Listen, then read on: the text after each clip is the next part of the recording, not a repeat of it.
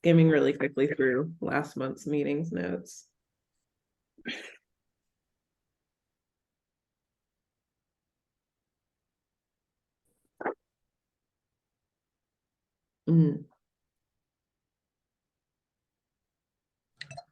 Sorry, I got disconnected. This is Kathy. Hi, Kathy. We're working on a large etching right now. Ooh, exciting. Yeah. I'm on like a not so deadline that's like I have a lot of feelings about. But I can tell you about that later. I'm curious. So yes.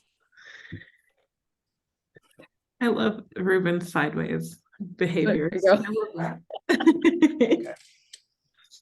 There we go. Sorry. All right. So I'm always sideways in some way. I pulled up a few things. I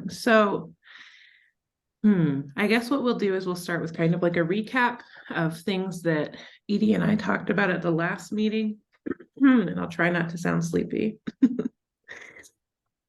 And what the kind of status of those things are. And then I have a handful of requests and thoughts about what we'll do next that pertain to the website. And then we'll move into anything else. Does that sound okay to everybody? Okay, cool. So the last time we met, Edie and I were working mostly on the website, and that's been posted. Edie put a lot of work into that. So that is up and it's functioning. People have interacted with it. I checked, I think like maybe a week ago to see if anybody had added themselves through the Google form that Edie placed there for joining as members. And there were, I think, five new members. So, and I think 2 of them wanted to know more about getting involved. I also checked the volunteer spreadsheet and I don't think I saw anybody on that yet. So that happens, but the good thing is that means that people are navigating the website, interacting with it well. We also had our guild get together at MAPC, and that was delightful. I think we had, I don't know, maybe like 30 people show up, which was quite a surprise. Yeah, I was like, it's just going to be like 5 people. It'll be fine. But then it was maybe 30. Maybe not all of them were actually in the guild, but that's okay. They came and they hung out and we had a good time. Stephanie surprised me and I burst into tears. But you know, that's my personality. So we also now have photos of all of the board members up, the becoming a member form. So there's 2 becoming a member forms, one that is linked through the Instagram and one that is linked through the website. So we'll need to go into that and choose which one is functioning better. I personally think the one on the website might be better because it asks them if they want additional information about getting involved. That way we can kind of see who might be open to becoming a volunteer or something like that. Whereas the original is mostly just like a mailing list sign up. But I'm curious what you all think about that. Yeah, it would drive traffic to the website. Yeah, okay, so maybe we keep the one on the website. Gotcha. Let me write that down on a scrap piece of paper.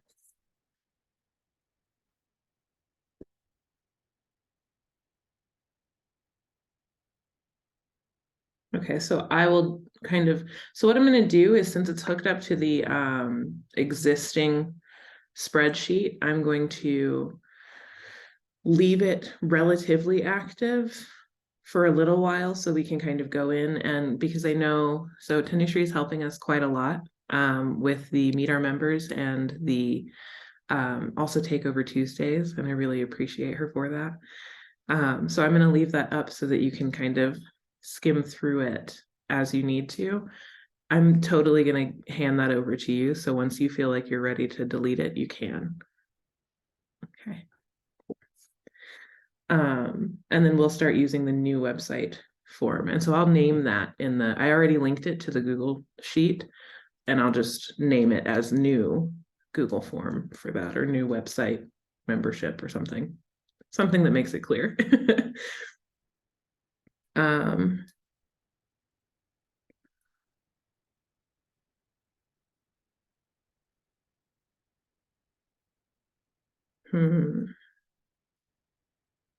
One thing that I fell through on doing, was we need to vote for a new logo.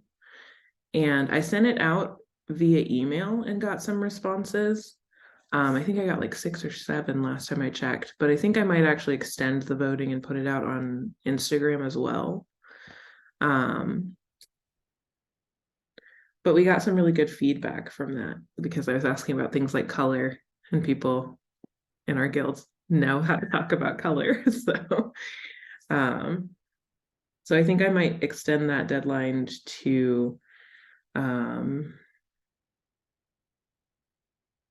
maybe like November 10th or something. Does that sound good? Okay. And then whenever that's done, we made the logo through the Wix website builder, because we got a free logo from that. So then we'll just officially make that the one that we use and place it on the website and all that kind of stuff. Edie, are you okay with continuing to do some of that website design, or doing it? Okay, cool. Yeah. So I will hand that off to you then. The majority of stuff is done, so it's got a shell, so it's pretty easy now.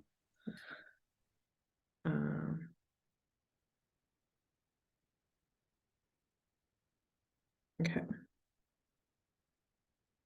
Okay. So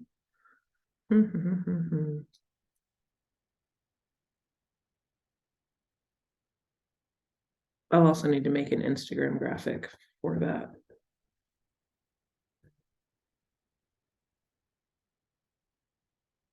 Okay. And then as far as everything else goes, is there anything I'm missing, Edie? Because I feel like there might be. From the conference? Yeah, from the yeah, that's true. Yeah. I don't think so. I think it was a surprisingly good turnout. Yeah. Like, I think all of our members that presented were happy with how it felt. Yeah, it just felt nice. It was nice to see so many people that were excited about the guild and probably will get involved. Yeah, it was fantastic to see all of the people in that room. Yeah. Yeah, it was nice. I wish there were more chairs, but it was nice. Okay, so the only other news that I have from the things that we've been working on, or well, really, I guess from my personal life, is I'm the vice president now of MAPC. Yay. But because of that, there may be a few things that I'm doing right now that I'm going to have to dial back on. And I have a feeling one of those is, or at least get help on, and one of those is probably going to be the Instagram graphics, because they take a bit more time than some of the other things. So if that's something that you are interested in, or if you know a volunteer who's not here who might be interested in helping me with those, let me know. Tanushi's also helping quite a lot by taking the Takeover Tuesdays and all of that kind of stuff from Instagram. So yeah. Becky, do you have like a formula for those, like a color palette you use and anything that makes it kind of, I don't know, streamlined? There used to be. So it used to be like YouTube was yellow. I think open calls were purple, things like that. But I think now we can actually change that so that they're reminiscent of the website colors and designs. So that there's kind of a continuity there. So feel free to kind of assign those as you see fit. As you probably saw in my last, in the Instagram graphics that I made for the guild meetups, I chose colors that were reminiscent of the website too. So we could do something like that as well. Yeah. I'm happy to help with the design part. I have a hard enough time looking at Instagram for my own purposes, so I won't know when something needs to happen, but if somebody tells me, I can make something. Okay. I can do that. Um,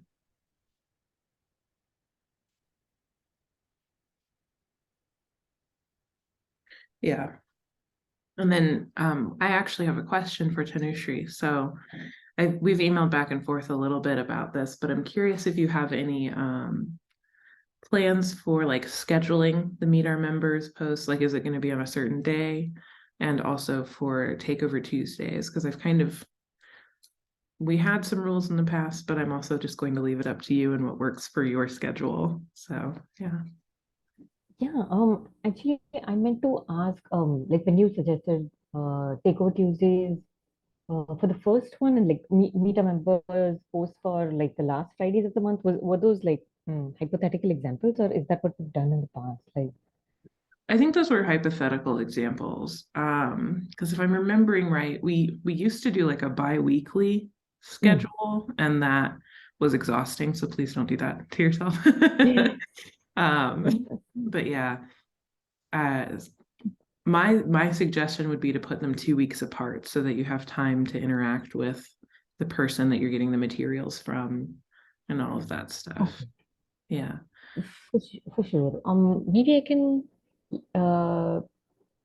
let you know. I can think about like what would be a good cadence to set it. Like, mm, I think last Fridays of the month would be great for, at a minimum, for meet the members, and like maybe the first Tuesday, like the hypothetical example that you gave, sounds good. Yeah. And then if I can manage that, I can put in more. Like right now, I'm just trying to just randomly message all the people who are following us on Instagram and being like, would you like to do a takeover? Would you like to do a, Mhm. meet the members? So some of them are very enthusiastic. Lee said he found the MAPC presentation from you guys very inspiring. So I just saw that message, so wanted to relay. Yeah. So I'm reaching out and kind of building up, and right now I only have maybe a couple people lined up. But as soon as that list starts getting a little bit longer, I can maybe schedule them 2 weeks apart. But for now, first Tuesday, last Friday. Okay, yeah, I think that sounds good. And then I'm also wondering, because you're also taking on the mailing list. Yes. So we talked a little bit about that too, but I'm wondering if anybody else in the meeting has suggestions for the timing of that, because it makes the most sense to me to send it out after a volunteer meeting, but with like a little bit of time in between so that we can do the things we say we're going to do. But I don't know if maybe that's just me maybe that's just my personal kind of preference. So I'm curious what everyone else is thinking, board members or volunteers.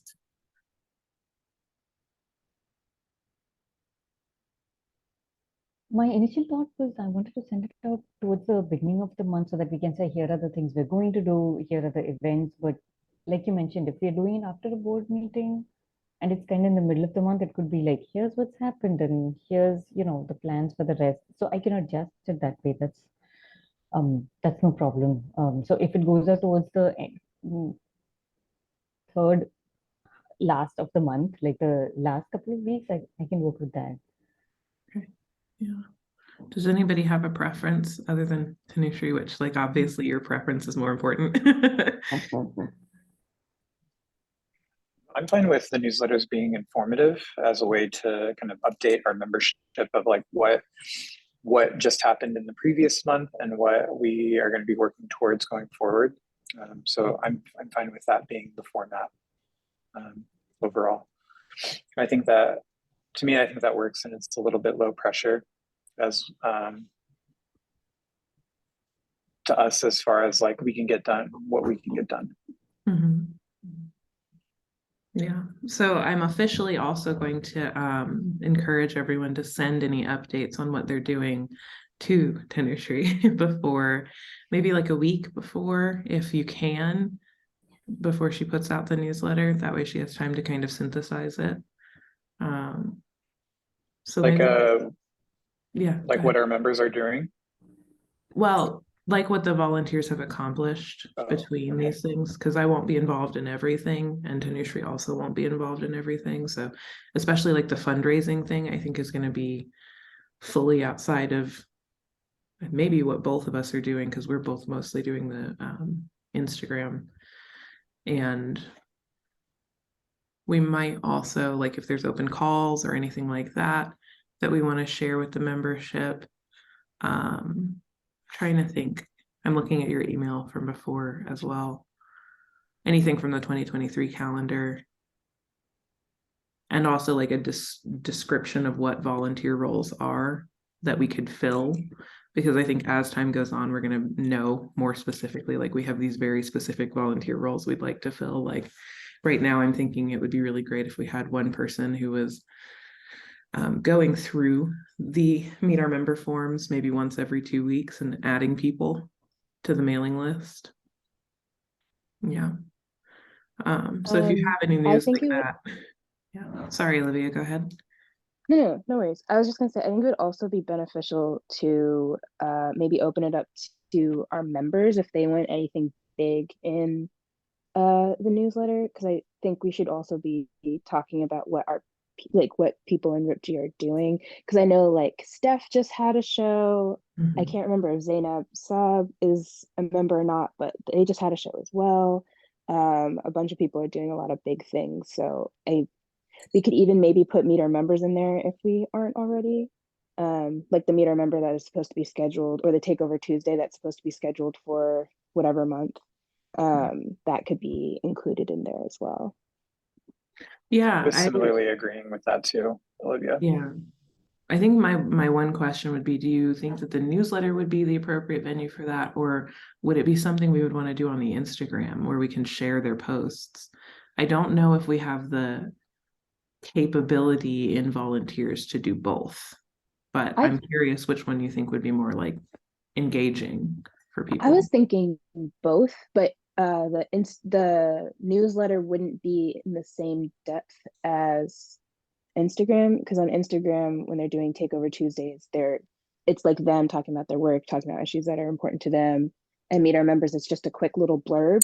I was thinking on the newsletter it would be more like this artist is who's taking over like in this month, or these two artists took over in this month, and these are the two members that we introduced to the people, and it would just be like their name and maybe where they are, or um like where they see them, like where they are in like print.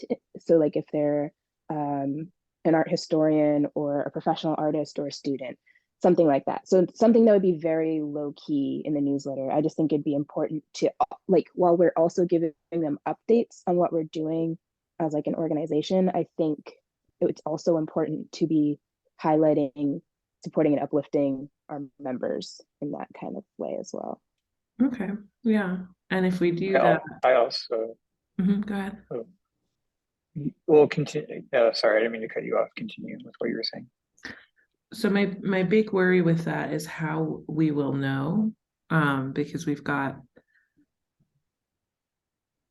I think we're nearing 200 members now. And we also relaxed the membership requirement to just being on the mailing list. So that also changes things. So it's, do we have the members tell us themselves? Or can people nominate another member where they're like, I know you're a member and you should be celebrated for this, etc. And then do we limit the number of people we share, or kind of what are the logistics of what we're asking for this to be? I'm gonna let Ruben go ahead. Yeah, because I'm saying you might answer that better than I That's what will. I was going to get to. That's what I was about to get to, because I was going to say this is something we do at the community college, where we just sort of shout out what the faculty have going on, so that the president and the board sort of know what the faculty are getting up to. And it's completely like we have to. It's on us to let our chair know what we're doing, and so they just gather that information, compile it into a document as it kind of comes in. So it can be something like we just put a call like, do you have something going on in your career right now that you would like a little shout out in the newsletter? Send it to us. Send it to our guild email, Mhm. and whoever sort of gets that, just we'll compile it into like, you can just copy paste it directly into a maybe like a Google Doc or something to save for like a draft for the email. But there needs to be some clear guidelines to it. Like one of the things that I really appreciate that my chair at the community college does is that he indicated he was like, keep it to like one sentence and like just try to like summarize it very, very briefly, so that way it's not like overly long, because we don't want to be getting like whole press releases for people, like just be like, member X is doing, just opened a solo exhibition in or at like X location at or at X gallery at X location, and then just like leave it at that. Yeah, And then totally agree with what you just said. And then for I don't know if Takeover Tuesdays and Meet Our Members was one where you were worrying about logistics as well, but they should already be scheduled for Instagram. And so for those, I was just thinking we just take whatever's already scheduled. Either so like we would, if there's 2 a month, forgive me, I don't really remember, but let's just say there's 2 a month. So if we're talking about what we did in, let's say October, we would say these were the 2 people who did Takeover Tuesdays, these were the 2 members we were shown. And then for November, these are the 2 people who will be taking over, these will be the 2 members we are showing. yeah, no, we already have a section for that in the newsletter. So logistically, that one's not a huge concern. And I like the way that Tanushri's kind of laid that out. I think the last one was your own takeover. And then the one before that, or maybe it was, I can't remember. I think you maybe announced that there were people that were TBD. Yeah. And I like that too, because it lets people know that we have more things in the works, even if people haven't necessarily selected like a time that works for them. But yeah, so I understand the logistics for the newsletter there. Tanushri, is that something that you would want to take on yourself, or would it be better if you had help doing that? Oh, Your cat. she's all blurry. Yeah. I was wondering what that would involve. Like, if like Ruben said, like it's on the members to kind of update us on what they're doing. So just like kind of keep an eye on the Google Doc that Mhm. where we're collecting that information. Just like check that Yeah. before I put out the newsletter. Yeah. I think that would be fine. And then you can just kind of put in whatever anybody submits. And if nobody submits anything, Then yeah, nobody I submitted could do that. anything. Yeah, I that's mean, fine. and you can Yeah, also always text me and I'll tell you anybody that I've shared on the Instagram that I've seen. exactly. Yeah. Yeah, totally, Yeah. totally. Yeah. I was also thinking too, like if it just was something that we happened to see, like maybe we could also just like include it ourselves. It's like, oh, I know this person Yeah. Yeah. is doing a show, like I'll just quickly kind of, Yeah. again, like one sentence. Maybe we make it really clear that you can nominate your friends that you know are members. Although, yeah, I guess like, yeah, I do guess that's like, I don't know, maybe that could get like in weird territory where like people are getting shouted out that maybe they didn't want to get shouted out or something. I don't Yeah, know. or we might end up with Yeah. the same few vocal members that, like, if I were to do that, I have a very specific constellation of friends, and so it would just be constantly them getting I shouted. know. Yeah, Yeah. So I guess that could be weird. Maybe it is better to just have people yeah, elect to do it or nominate. yeah. And then I'll also put that Google form in the link tree on the Instagram.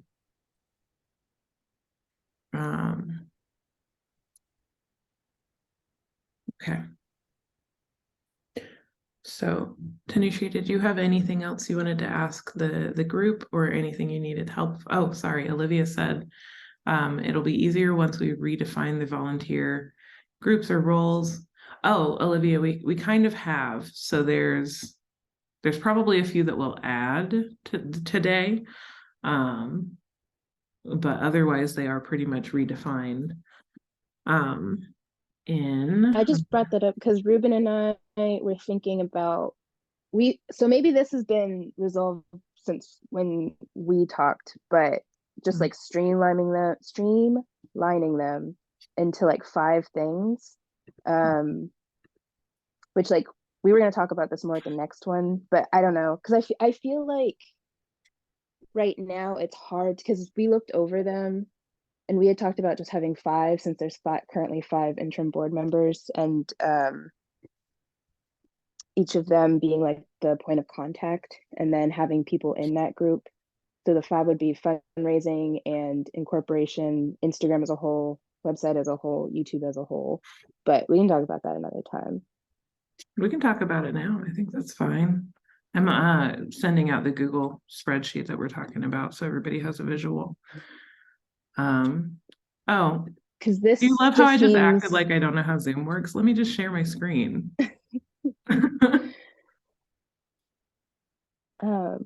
because we were looking at this and there's just a lot of roles, and we're worried we don't want anyone, because there's also like a lot of overlap, and worrying about any one person getting burnt out. Mhm. So like Instagram stories and posts being separate, like it would just fall under Instagram. Mailing list would be with like email and maybe website. I forget. Let me look back to my notes. So you're talking about like volunteer areas, right?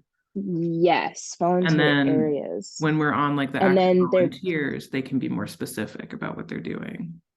yes. And Okay. then also we talked about there being like, we had a lot of people, because we were basically trying to figure out how to get more people involved and use the volunteers who have already like said they wanted to be a part of it.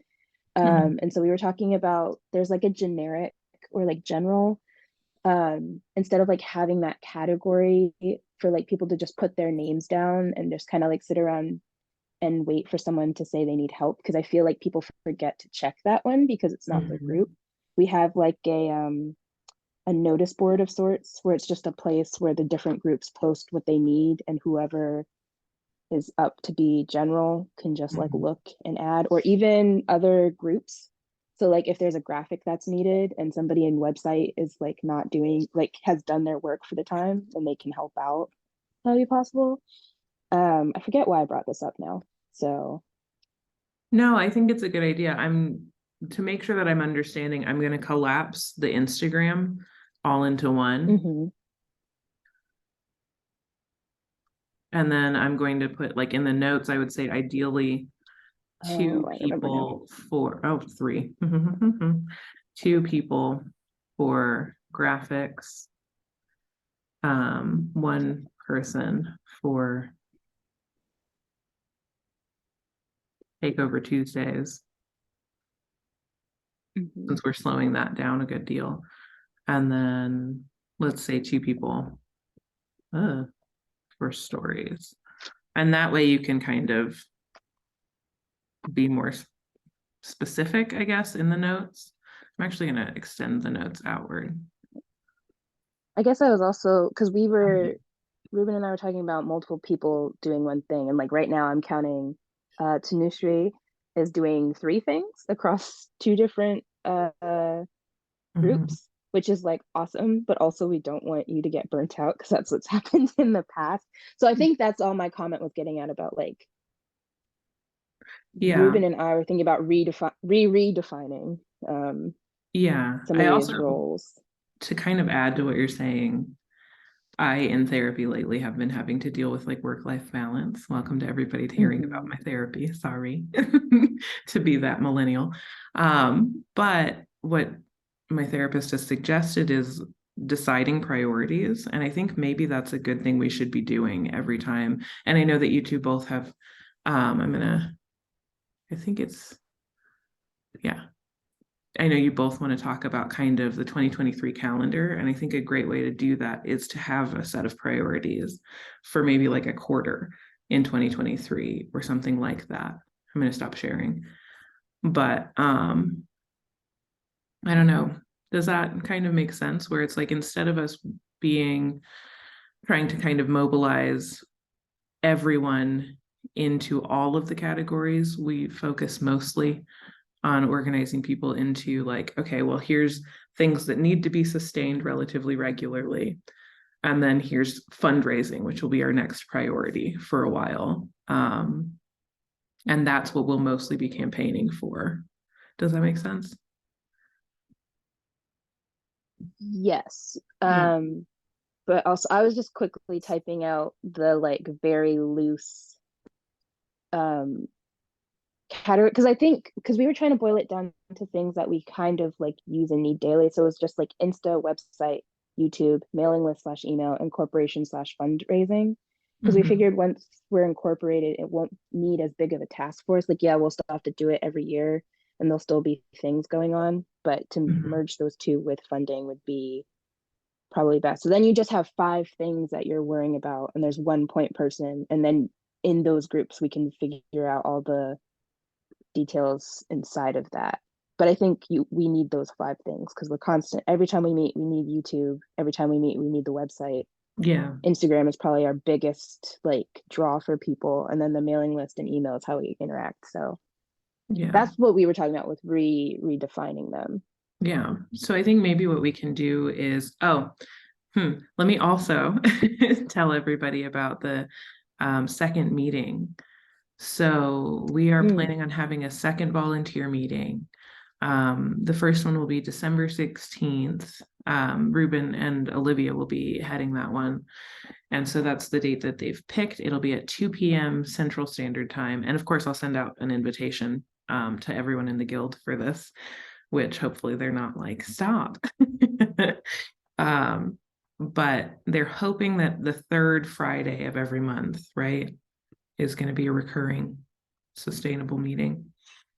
And so maybe what we think about now is introducing these topics so that people have time to think about them before that next meeting or before our next meeting, and then kind of restructuring there. Does that sound like a good idea? I think I said December 16th. Yeah. Is that wrong? And the one December 2nd is still happening, right? No, December 16th is correct. Yes, December 2nd will still happen. So I guess you're right. Yeah, we would be thinking about simplification for a month. And then the next meeting on a Saturday, we could talk about, well, no, yeah, well, I'm going to leave that to you too. So just have it in your head, everyone, to kind of think about how we can simplify these areas. Yeah, Ruben. I guess the thinking behind it was, and thank you for kind of bringing this up too. We're wanting to kind of bring in more volunteers into the meeting, and maybe like have an opportunity for volunteers who couldn't make it to a Saturday meeting. Obviously, I haven't been able to attend a lot of the Saturday meetings because of like my own sort of like work schedule. But having like one on Friday might be able to capture like a different audience that we haven't had, but also allow us to kind of maybe like divide and conquer and kind of like maximize our output a little bit more. So maybe, one group is like tackling different things that are getting covered on the Friday meeting versus the Saturday meeting too. So might just kind of help overall, just to introduce some more frequency. I'm somebody who needs a lot of accountability, so having that kind of consistency for me will really like help me out a lot more. And hopefully and other volunteers too. well, that might not be true if the two groups are working on separate things, actually. I was about to say, then that might be a good meeting for Tanushree to get updates from at the end of. But if we're working on two separate things, that might not gel as well for the newsletter. So maybe not, but well, and we can like if we're having it solidified too as like the first Saturday and the third Friday of the month, like that way it's consistent for Tanushree, like to put into the newsletter as well. That way it's not like we're not putting double work on communication for you. And you know, you don't, obviously, like if you can't make it to that meeting, I do think we need to have somebody as like a dedicated note taker for all of our meetings. Kay, thanks for being the note taker right now. Yeah, so I think like that kind of format overall, I think will work. I hope maybe it'll like work and keep information like consistent. Yeah. I'd also be like open, this is something that we've been doing too. This is just like another suggestion for our meeting structures, but something that we do in one of my other committee groups is we have like 3 different roles who are dictated by, at the very beginning of the meeting, we have a facilitator, a stack keeper, and then a note taker. They're just sort of dedicated into those positions, and they're usually selected at the very beginning. Somebody writes the agenda prior to the meeting.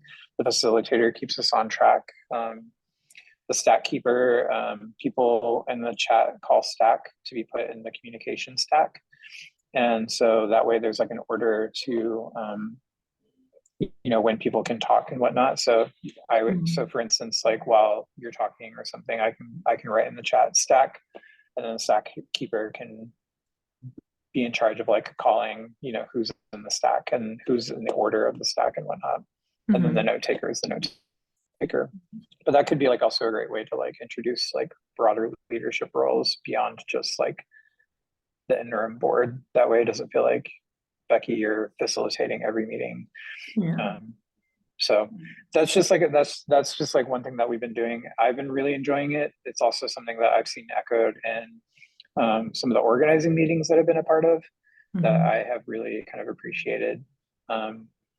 And Olivia and I talked a little bit about this too, but talking about the restating community agreements at the beginning of every meeting. That way, if there's people who haven't attended a meeting before, it's like setting the tone at the very beginning of the meeting, being like, these are the community agreements of the guild. Usually what's kind of point out, not agreements for engagement, but agreements for like what the guild is. So for instance, I learned about this from Casey Tennant's, one of their lead organizers. And they have like 6 community agreements, things like we believe in power to the people, not power to money, which a lot of nonprofits tend to do. They associate power with money as opposed to power with people. So they reiterate powers with people. Housing is a right to everybody. There's no discrimination. Basically stuff that we put into like the community guidelines that are already in our bylaws, which may be like worth revisiting. But I don't know, just like an interesting thing of like the meeting structures and whatnot, especially now that if we're going to be doing multiple meetings, just providing some like a kind of consistent approach to like all the meetings going forward too. I don't know, that was an idea that I had that I wanted to like throw out there.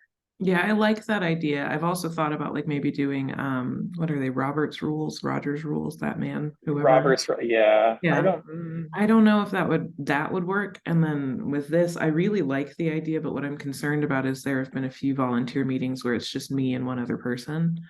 And if that happens, then we won't have all of those roles, and also that other person won't be able, if they're the note taker, they won't be able to really participate, and it'll just be me talking.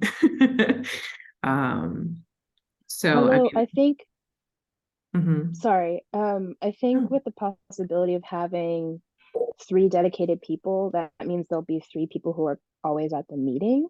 I don't know, it might be a good way of getting more people to come, because right now, like you and other board members running it, then there's like I think it might be a decent way to boost numbers.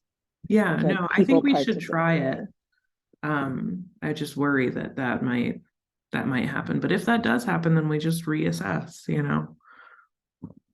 Yeah, I think there could be like a rule too about like if there is for instance, only 3 members, then the format, if there are only 3 members present, then the format is Mhm. different, or whatever.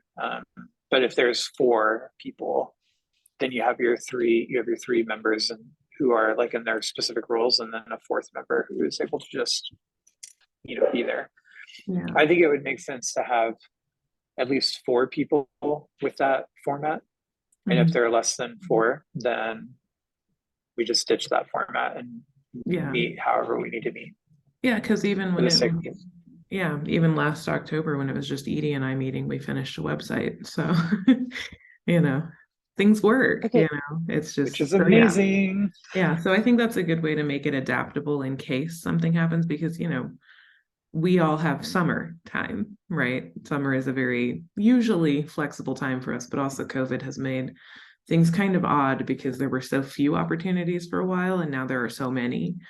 And I'm really excited that everybody's out there like getting their bag, their metaphorical bag, whatever that might mean. But at the same time, it's making schedules a little more unpredictable. So I think it's good if we plan for the ability to kind of relax and change it. And Olivia, did I cut you off? I'm sorry. It's okay. I was just about to type it out.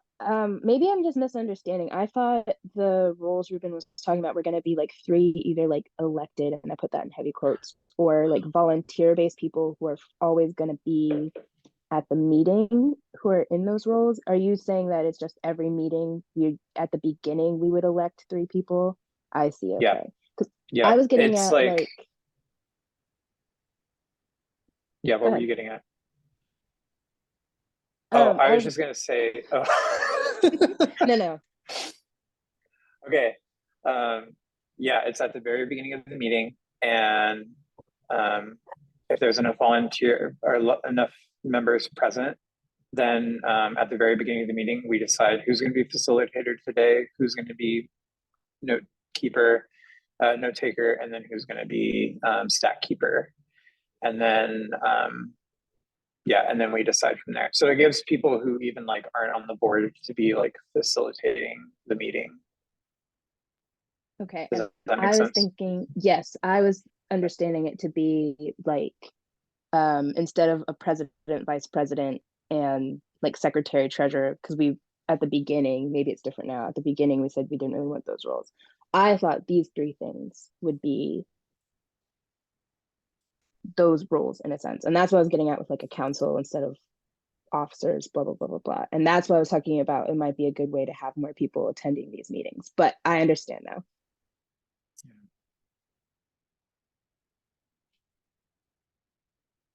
Yeah, I agree too with like as our priority shifts. It could be, I think it's really great to like empower somebody and empower like the membership to also realize that your voice is really kind of important. I think all too often in these nonprofit situations, the people in charge are the ones who are looked at. And I mean, we were, I think we felt that the 5 of us, in kind of like our real like heyday of activity, we really felt like everyone was kind of looking at us to be coming up with solutions.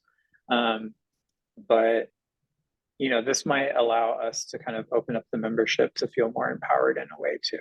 That's just sort of my hope. And it's like it's a small thing in the meetings. It's not. This isn't. I don't want this to be like a super big thing, but just something to kind of propose. Yeah, because I was thinking about it and I was like, that actually would have made a lot of sense because when we were making the website, Edie knew the most about what we were doing. So it doesn't necessarily make sense for me to be the facilitator in that situation, right? And I think I'm probably not gonna, I'm definitely not gonna have the time to really be super involved in the fundraising part. So why would I facilitate the meeting? Because I won't know what we're doing.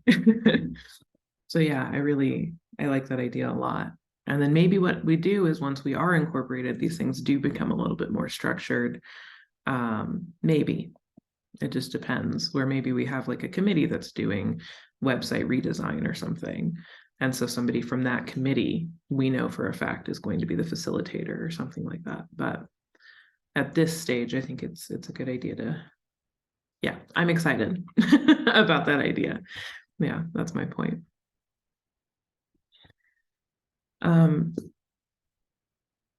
Yeah, exactly. And I also think that'll make them feel like they have a little bit more control over our trajectory. So I think what I would like to do now, if there aren't any other updates that I don't know about, are there? Or that I didn't think to discuss? No. Okay. Are we going to talk at all about the fundraising portfolio? Yes. So that was my next question, was I'm trying to figure out, it's not just me, we should figure out as a group where our next priority is going to lay. And so I guess let's do like a quick vote and see if we think it should be the fundraising next. And as a reminder, our fundraising right now is specifically geared towards getting us incorporated so that we can have an EIN, so that we can start accepting membership dues, as well as applying for grant funding, so that we can do more events and also pay people for their participation in our events. I think the goal was, I think it's a little higher than 500. Let me double check. But Yeah, well, I thought it was like 650. Yeah. 650, I think. Yeah, Kay's got Yeah. it. And so does Ruben. So let's just do a real quick show of hands. Does everybody vote that fundraising should be our next priority? I guess yay. Vote now. Yes. I Okay. for Robert's rules. Unanimous.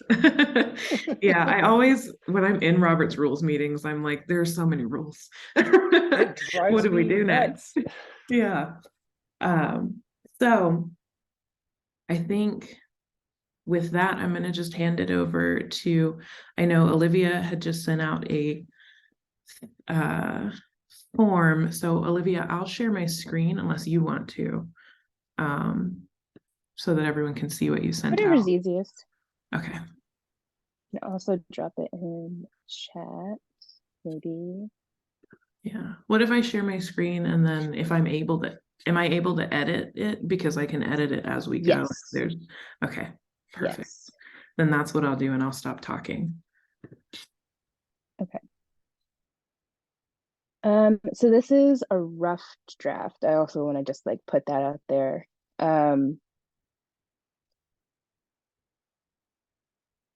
So would you make it yeah, perfect. So I start off by just saying who we are, and kind of what we're about, just so they like know what their money is kind of going towards. So the Radical Intersectional Printmakers Guild is a volunteer-led nonprofit. I also put a star by this. I pulled this from the website. I put a star by nonprofit because we aren't technically yet. And I put a note at the bottom that says that we aren't technically yet. And I don't know, we might want to go back into the website and add that. I'm not entirely sure. Depending on how quickly we get incorporated, it might not be a legal issue, but so nonprofit organization designed to center the voices of marginalized printmakers and print-based artists. Collectively, we cultivate an inclusive and open space where knowledge, experiences, and information relevant to our membership can be shared. Our aim is to provide this form of aid in an accessible, transparent, and equitable way that encourages innovative strategies, expanding the field of printmaking, print media, and print-based activity. And then I kind of go into anonymous namer, love that. And then I kind of go into the like specifics of what we're doing. So this is to raise money for RIPG's nonprofit incorporation, asking members, other interested printmakers to donate. This is where it was kind of like the wording could definitely be better. And I was just trying to get thoughts down on paper. But donate prints to be auctioned off in a portfolio. Potlucks are a way for communities to come together and share space, knowledge, and resources with each other in order to nurture the community as a whole. The portfolios will be one of a kind and limited edition, composed of prints from various artists, hence the potluck aspect of the portfolio. Anyone who donates prints will have, and this is things that we like vaguely talked about, so all, like I said, all of this can change. Anyone who donates prints will have their name automatically entered in the raffle, and anyone else interested in owning a portfolio will be able to buy a raffle ticket to be entered. Anyone is allowed to buy additional tickets to better our odds. Participants are also welcome to donate either prints or money towards the cause and not be entered in the raffle if they so choose. Please contact RIPG via email with any questions. And so these are like the logistics of with the bullet points. The raffle will run from date and time to date and time, ticket/entry. will be $5 each. We talked about a sliding scale at some point. Please provide name, first, last, and email. Names will be drawn on. We need to pick a date and time. The number of portfolios raffled and the size of the portfolio fully rely on participation and donations.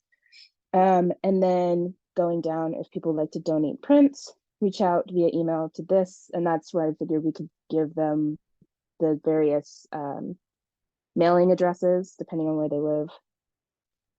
Please have them be no smaller than 5x7, no larger than 9x12. These are kind of arbitrary numbers. I just figured somewhere in this range would be decent. And since it's a potluck, we probably can't get too picky about them all being the exact same size. At least 2 colors, excluding the color of the paper. Sorry, that was like teacher me coming in and being like, white of your paper doesn't count. I know we're all like printmakers, but I need that in there. Archival is another thing that I know we're all printmakers. Teacher me came in. And mailed by date, the mailing address will be provided via email. So some of these parentheses are things that we need to include, and then some of the parentheses are like for the audience to know, which I can go in and do like brackets maybe instead, just to kind of differentiate what needs to be added. And then I figured we could drop in a note about incorporation, so explaining what is incorporation, why are we incorporating, why do we need money to incorporate, and what will incorporation do for the guild. And then this at the bottom, oh, you can't see my cursor. At the bottom, it's just the asterisk from the nonprofit at the beginning saying RIPG is actively working towards being recognized as a nonprofit organization. So there's like some things that I didn't have the information for, or I figured somebody else who's working closely with like incorporation and whatnot could like explain it better than I could. So I also This is think we great. have something about that on the website, right? I can't remember. actively working towards it, or the note about incorporation. There is a note about, because in your fundraising drop down, it kind of talks about why we're fundraising. Mhm. So we could just copy and paste that into this part as well, or we could answer these, like some of those would definitely answer these questions. Like Mhm. why are we incorporating maybe? Yeah, and what is incorporation's pretty, I can Mhm. answer that pretty quickly. Yeah. It's basically just registration with the state so that we can be officially recognized as an employee organization or just an organization at all. Okay. Oh, yes, the raffle ticket language. I kept going back and forth between raffle and entry, because I'm like, there's not going to be, to my knowledge, like physical raffles. But then I was like, how do I talk? So I went back, and that's why I have, where is it? Ticket/entry will be $5. So like to donate would be entry, or to like pay us would be entry. Because I figured we would just like put people's names in that little spinny thing, and then however times you do your name. But also these were just things we had talked about at one point, so all of that can definitely be ironed out. Was it, I can't remember the exact point of some of the, sorry, my brain's not awake yet. The ticket prices being really affordable, but then is every $5, like if you donate $15, do you get your name in 3 times? Mhm. We Is had that right? talked about, Okay. yeah, we had talked about that at one point, but we had also talked about like just doing a sliding scale, so people being able to donate, like if Yeah. they donated at all, but then it does make like entry a little like more entries difficult. So I don't know what we want to do. Right. I remember there being like a topic of conversation where people with more financial means, it puts them at a greater advantage of winning if we did it that way. Maybe. Well, I don't didn't we also talk about it being, I have some notes I need to look at that I don't have up on my computer, but I can get on my phone. But it needed to be X amount of money to even reach our goal if we have X amount of people sign up to do it. Let me see.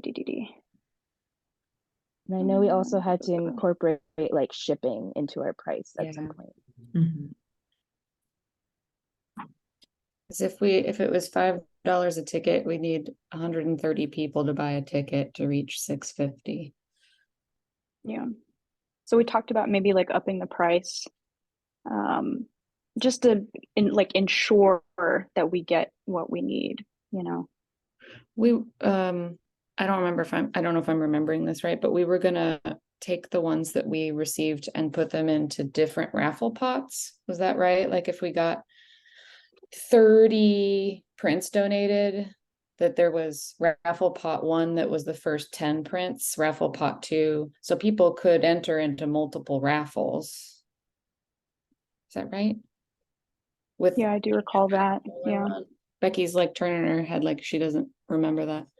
Well, that I think goes Okay. in with the number of portfolios and the size of the portfolio. So Yeah. to the first point of people who are more financially secure being able to have more opportunity, I think that's where the donating a print and being entered also comes in, because if people don't have Sure. necessarily $10 to spare. Now, I don't know how much it would cost to ship a print, but I'm assuming that people could donate more than one print if they so chose. Go ahead, Becky. So something I was thinking about is we have a lot of student members. And so what we could say is it's maybe $2 for students to get their name entered once. That way they don't have to enter or pay as much money. I don't know what we would do about like professionals. Like it's or non-students, I guess, is actually a broader category and a more accurate category. But yeah, maybe that's something that we do for the sliding scale. I like the student idea, but also attended a conference, Adding Voices, and how they did tickets was if you're a part of the global majority, so that's some people might call that minorities, you would get a different price point than if you were not part of the global majority. And that's minority in the sense of like seen as other. So that could be like disabled person or like BIPOC, queer, any of those. And we wouldn't have to necessarily make people out themselves. It's just like, do you identify in this category? And if they say yes, then they can get a different price point. So it could be like students as a price point, non-students as a price point, and then part of the global majority as another one to make it a bit more fair.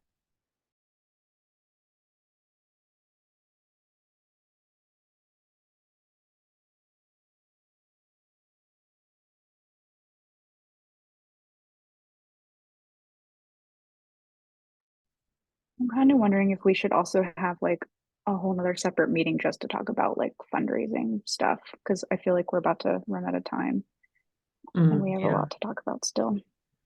Yeah, I mean, we usually I go for an hour can- and a half, but people tend to sometimes start leaving at an hour. So I was gonna say Ruben also has their hand up, but I can work on this a bit more and then send out another version of the draft with everything we've talked about. But also Ruben, go ahead. I think my question was going to be more along the lines of like making making sure that not to like overly focus on money, but to overly focus on money. Like making sure that we get the or like the amounts that we're ultimately going to need. But I think like it might be useful for us to like just have a general donation thing too, so that people can like also I don't know, donate generally. But I also agree to because I'm hearing the point about time and facilitation. So maybe like at the next meeting, this is something that we could like really prioritize. And it is one of our like our kind of main 3 topics on the agenda for the next meeting. So yeah, anyways, that's just my. yeah. Just to talk about the global majority thing again, I might even just say, would you like financial assistance as the button? That way they can self-elect that, because then it's, we can mention a couple examples like, are you a student? Are you part of the global majority, etc. And then just have it as a $2 price point, just so they self-elect, because they may be in other financial straits that we don't account for necessarily. Could we maybe do 250? It would be exactly half of 5. Yeah. Also, just thinking about Ruben saying trying our best to get to our goal.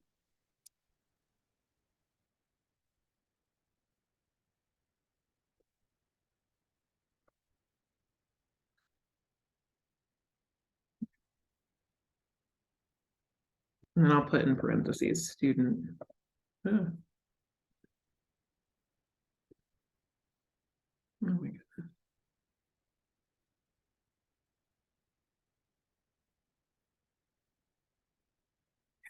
I had a handful of questions. So we could be a little more clear in this little section about the fact that it's pre-made, just so that they don't think they have to make a print for this expressly. It's implied, but I think if we talk about that teacher mode, that's my teacher mode. That's like, make it incredibly clear what we're asking for. So we could make that a little bit more clear somehow. And then also, I think it would be a better idea if we make a Google form for the donations that we send out instead of the email. And we can just host that on the website in the same place as fundraiser information. Does that sound good?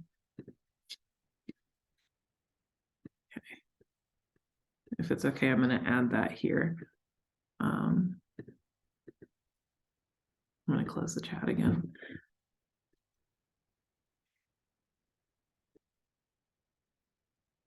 Where was it? Not the contact RIPG. There we go.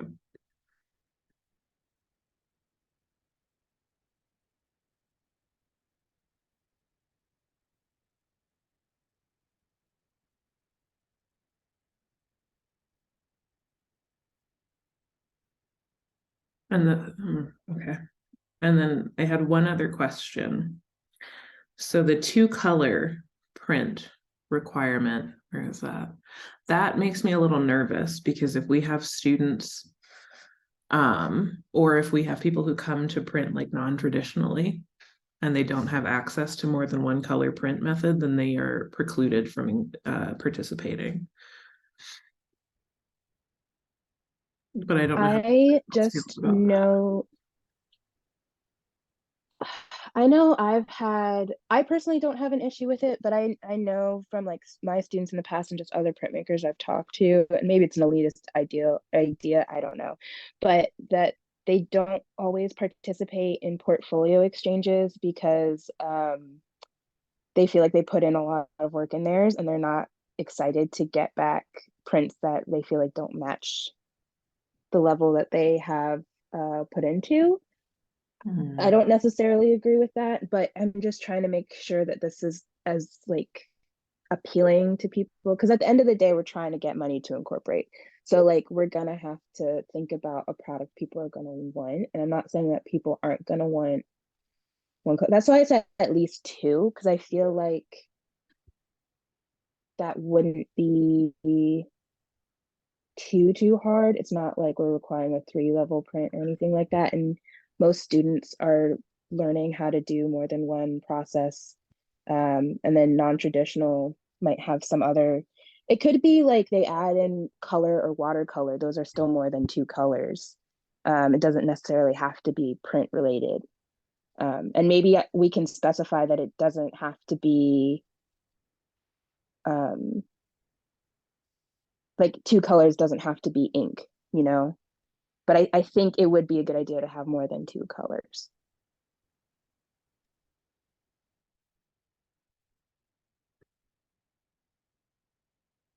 Tanushree also asked. Yeah, I agree. Yeah. Oh. No, go ahead. Yeah, I agree. I think saying at least 2 colors doesn't feel like too unreasonable to me, just to make sure that we're sort of finding that balance between giving people something that feels worth what they've paid for. And I also think like putting language in about like monoprints or like modified prints, like prints that are a part of a varied edition, like any of that is perfectly acceptable too. And that kind of takes, I don't know, it feels like it makes it a little more accessible as well.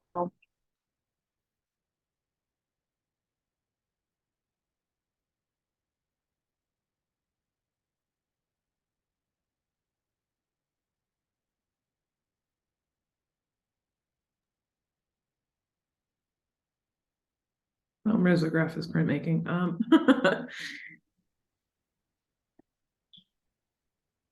What was another example? And I guess like Handwritten. we're just raffling off the print too, like the I think- single print. I think in groups. Okay, like groups of prints. Okay. Yeah, I think maybe the word portfolio will throw people off. Yeah, because when I think portfolio, I'm thinking like there's multiple portfolios and people could purchase like a portfolio, like What a about- full portfolio. What about collection? Yeah. Hmm. I like the way that the Hanky exhibit does it, where like people just donate. Well, I mean, you're still making an edition of Hankies, but like they raffle off for fundraising like a curated collection of Hankies, like 4 of them. I thought that was a really effective. That was a really effective model. Curated collection sounds very professional. I like that. Yeah. But yeah, I also I do echo, Olivia, what you said about part of the money will come from the fact that like people are going to be looking at these prints and like having like high expectations for like what the contents of this collection is, you know, and so like the more appealing they look, the more people I guess are gonna want to spend. So yeah, I do think we should aim high for the quality.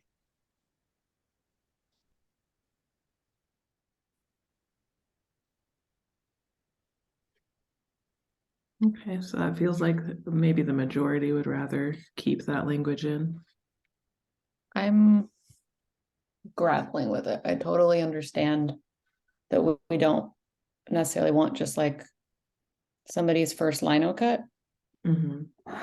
perhaps, but like I think of many artists that make really killer one color, one layer prints too, Mhm. that maybe would be excluded because of that regulation. Yeah. My concern about it is that my personal thoughts on it is that it is quite exclusive and quite it's ableist, frankly, is how I feel about it. And you would I in a don't lot of cases, especially if you have somebody who is hand printing, doesn't have access to a press, and may not have ever had access to a press, asking for something. I mean, we are kind of getting away from that by saying you don't have to use a print method to add color. But it does a little bit unsettles me to do it this way. Also because our mission statement expressly says people involved in print at any level. And it feels a little bit like we're getting away from that in the way that we're composing this portfolio draft. But if the majority would rather go with it, then we can go with it. Here's the other thing though. We're not asking them to make something now. I feel like the option is there if they want to. These are all things that like we should have from either some kind of experience that we've already done. So I feel like that's not necessarily like it's not like we're asking them to make this right now where it would be limiting. This is supposed to be like them digging through their archives and things they already have. And maybe if they want to spruce up an old print, they can spruce up an old print, but we're not asking anybody to do new labor, is at least what I thought we were getting at with this. Yeah. Yeah, no, definitely. What I'm more concerned about is that people in their own experience, in their own time, may not have had access to a press. Or if they did have access to a press, they might have had limited resources because of wherever it was they were learning. Maybe they learned through a workshop, and so that was a one color workshop. Maybe they learned through teaching themselves, that kind of thing. And in that case, we're kind of, the language becomes a little exclusive for them because they may not have things from a long period ago. Spoon and pressure printing is difficult for people who can't put a lot of pressure down. But yeah, potato prints, if they have that, sure. But I also guess thinking there's about just, it cost. doesn't say anywhere that, there doesn't say anywhere that we're asking them to make traditionally printed prints. I think that's what I'm getting at. So people, I understand that there are people who have never printed on like an actual press or other things, but there are ways, and I understand the concern of not wanting to be ableist, but I do think that asking for at least 2 colors, especially since we don't give any specifications on what the prints we're looking for are, it's not like we're saying they have to be litho, intaglio, screen print, or relief. And we're not saying how they get those 2 colors. I feel like it leaves a lot of room for what we're going to get. I also don't want us to, I feel like we've been saying a lot of stuff that's painting student work is like not good, and I don't want us to kind of be saying that either. Also, I know Ruben's had his hand up for a while, so. I want to jump in and contribute a little bit of this, and maybe like in defense of, or like to kind of maybe see both sides a little bit, but also like to expand on like Olivia's part. I'm thinking of the prints by Tanikia Word, who was the first person that I remember telling, making this like really kind of impassionate comment about the barriers of printmaking that you're referring to, Becky, and I remember just like really sitting with that. And then something that I really enjoy about looking at Tanikia's work is that usually there's like a single kind of color or print part, and then she incorporates a lot of collage and a lot of hand painting. And so like maybe it's like print is involved at part of the production of the work, but it does not have to be the entirety of the work. It just has to incorporate some kind of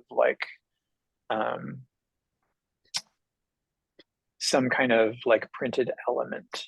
So like stickers, like they could embellish their print with stickers if the stickers are archival.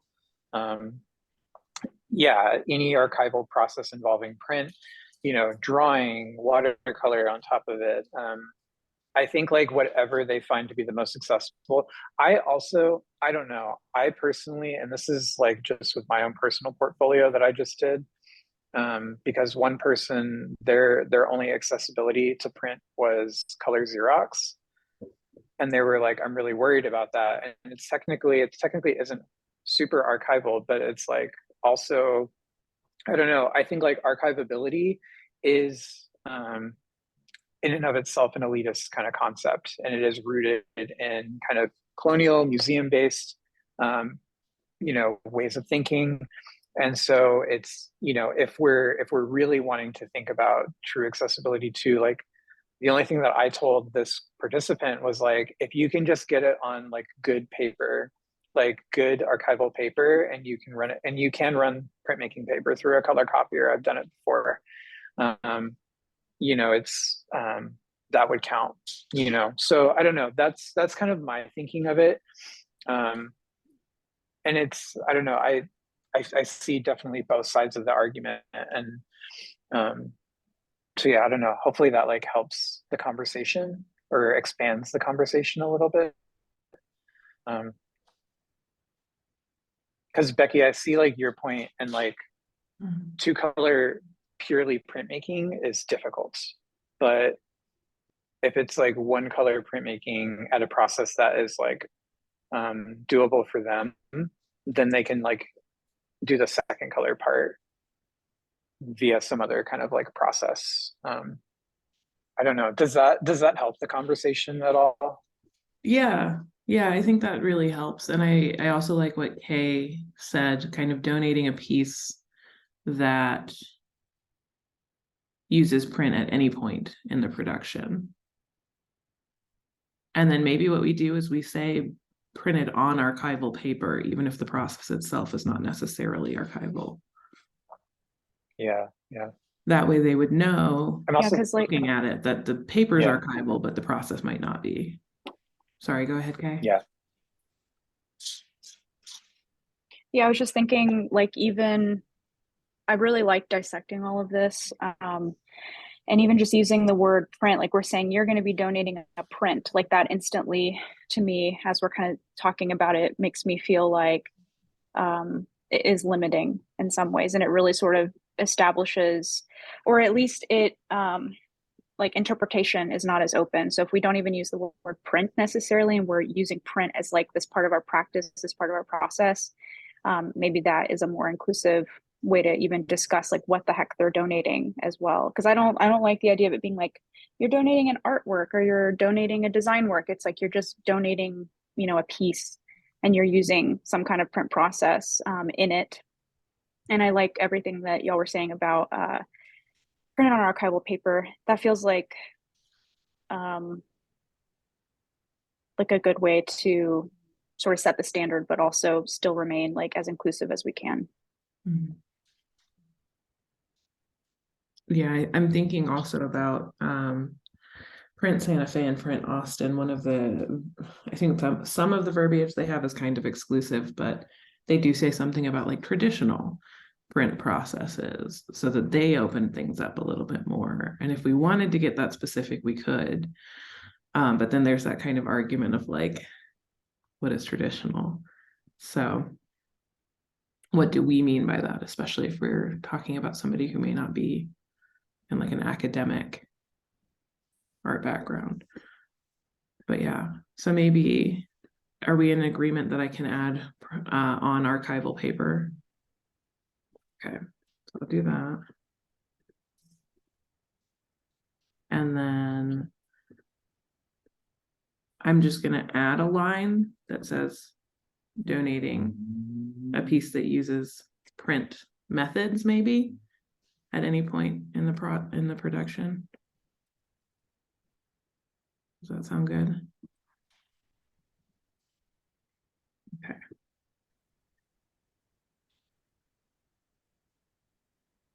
Yeah, and maybe we could expand on that at some point too, because like in my own practice, like I don't think I've made a print in a long time, but I'm always thinking about the multiple. Like I try to distill it.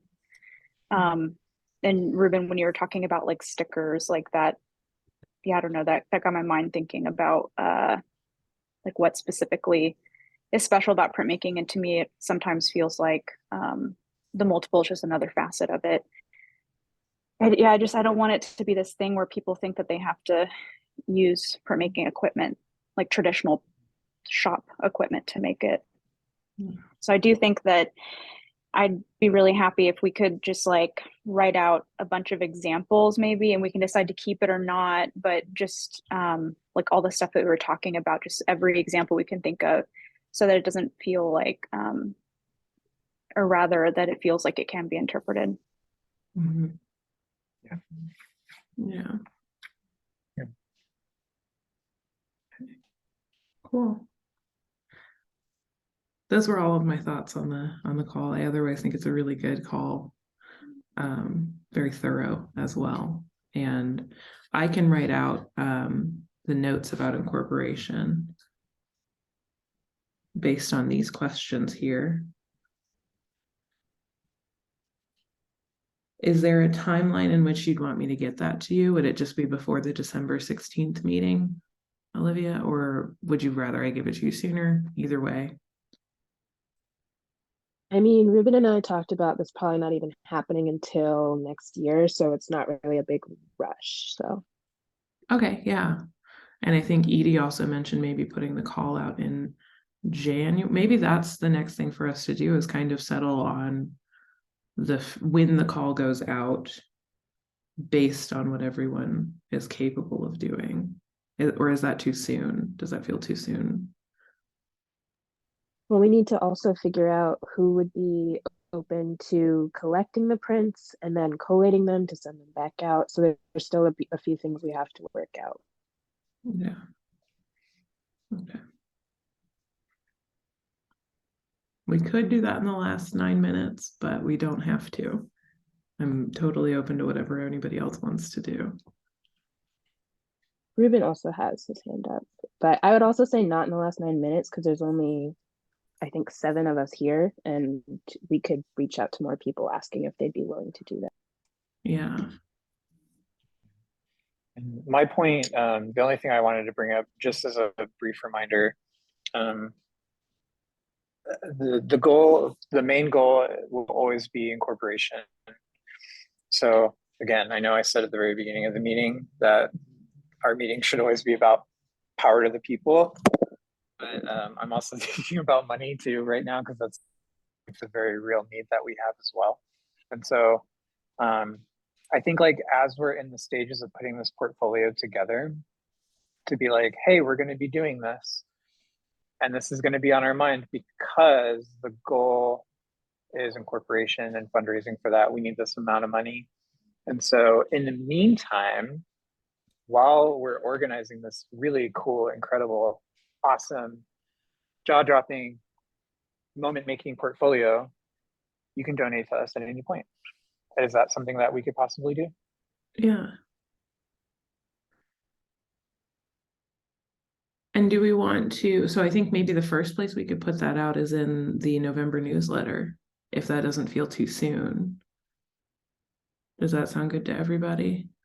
Kind of floating that idea. Yeah. Okay. I think so, because we're still in the process of like putting it together. So it's okay to like sneak peek it out there, like more details to come, but like just like it's a call to like the membership Mhm. to be like,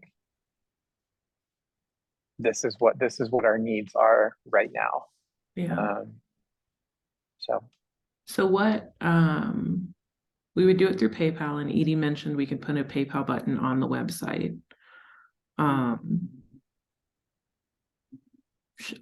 Do we remember if we can just set up a PayPal for the guild without a bank account, just using the email?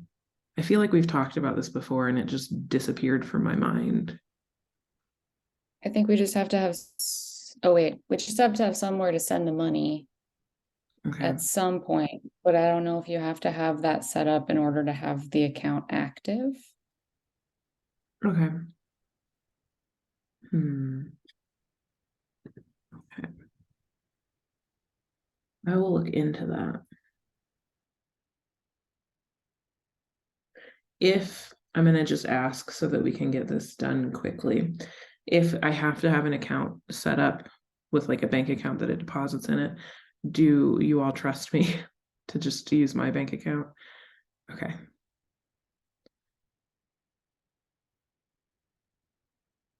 Okay, cool. And then I'll just refuse to let anyone else pay me through PayPal for a while so that it all just stays there. Perfect. Okay.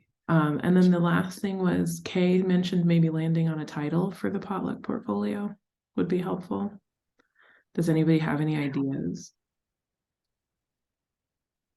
I was thinking like whenever we were talking about the word portfolio and it being kind of confusing, like I think we have to, if y'all are into it, like keeping the word potluck in there because it's so fantastic and it really just like gets at what we're trying to do. But maybe the word portfolio just isn't what we use. That's what I meant instead of like a proper title. But we could do a proper title as well, just something that still incorporates the word potluck. I think earlier, Edie, you said, or a couple people said, and then reiterated curated collection, like something around that. Yeah.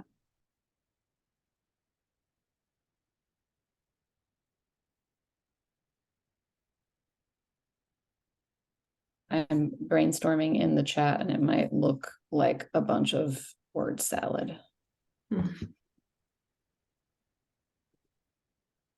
Yeah, I do like potluck because it's a little less formal, I guess. I almost said official, but I don't know if that's really what I mean. Is there like a way And we I can, love what, yeah, oh, go- sorry, go ahead. no, you're good. You're good. Go ahead. I was just going to say, I really love what Olivia wrote about how potlucks are a way for communities to come together and share space, knowledge, and resources with each other in order to nurture the community as a whole. So that can kind of be some impetus for inspiration as well. Yeah.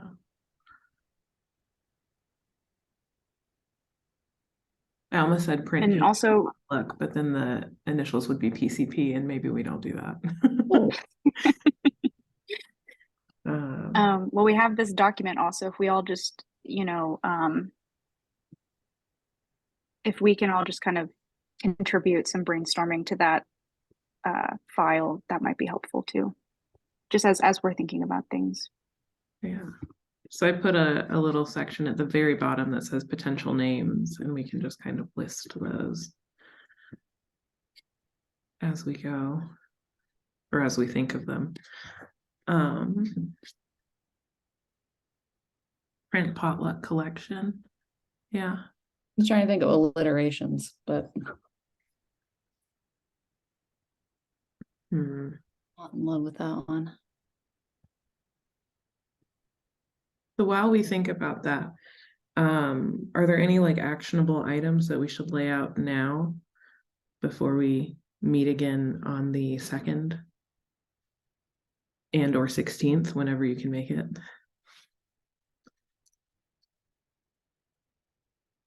I think so. I know Tanushree is going to be adding a bunch of things to the newsletter. Not just the Takeover Tuesdays and things that you're doing, which you have the answers for that, so you'll know what to write. But we'll also write, and Kay is going to keep working on the poster. Edie's going to update the logo vote. And then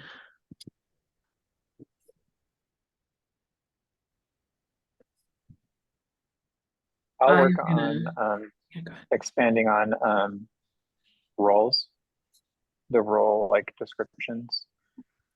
That's something that I was going to try to have fleshed out at least by the December 16th meeting, because that's by that point my semester is done. So I feel a little more capable to get something done by that meeting. It may take me a little while, but Gotcha.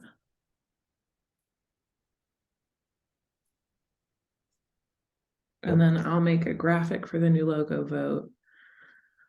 To send out on Instagram, and then write up the incorporation information for this call. And then we'll all brainstorm possible names until the December 16th meeting. I think is a good idea. Is there anything that I missed? I feel like there is, but I don't know what it is. Oh, right. I'm looking into the PayPal with the bank account, and I'll just use mine if I have to. That way when Tanushree sends out but you could just go ahead and donate. We have something set up for that. So Tanushree, when are you planning on sending out the next newsletter so that I have like an idea of a timeline for me? Yeah, I was thinking by mid-November, I can put it all together, put in a few pictures of, last month's MAPC meeting. That's kind of the cadence. I was wondering if sending out the newsletter kind of middle of the month, and yeah, then having the last Friday and the first Tuesday, so it kind of goes together. Yeah, that Yeah, sounds I can fantastic. try it and see if it works. Yes, and you can always change things around if you need to. Okay, Yeah. thank you. Okay. Cool. So I'll get that to you by mid-November then. And I'll also get that to Edie so that you can put it on the website, because I don't understand how to do that. Okay. Vicky. Perfect. And then I think that's everything, right? Is there anything that I missed as far as the fundraising goes? Olivia or Ruben or Kay.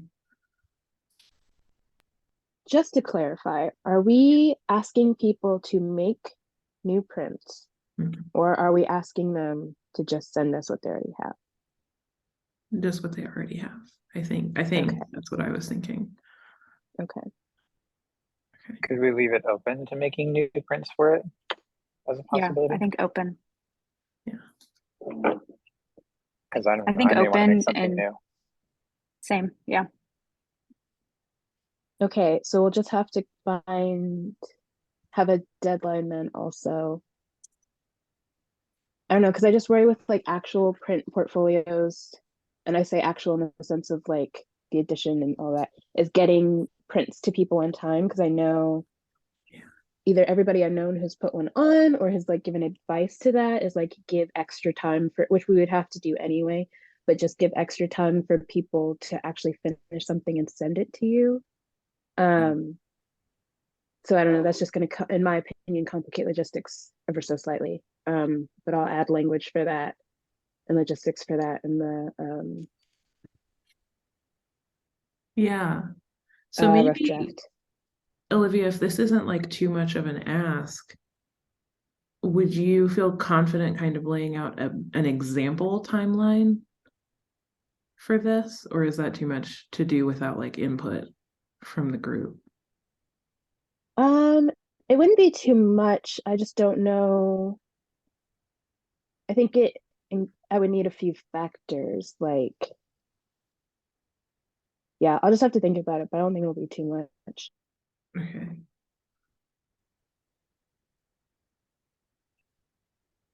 Okay. Olivia, are you interested in meeting on the side at all about this? Like before, like in the next couple weeks or something, if we both have time, and I think Ruben also maybe like we could meet about it. Yeah, that sounds good to me. Okay. Yay. Okay. I'm so excited. This is the most people we've had at a meeting in a while, so it's exciting. Oh, Jency left. I meant to say hello to them. But yeah. So does anybody have anything else before we just end the meeting and I stop recording? No? Okay, then I'm gonna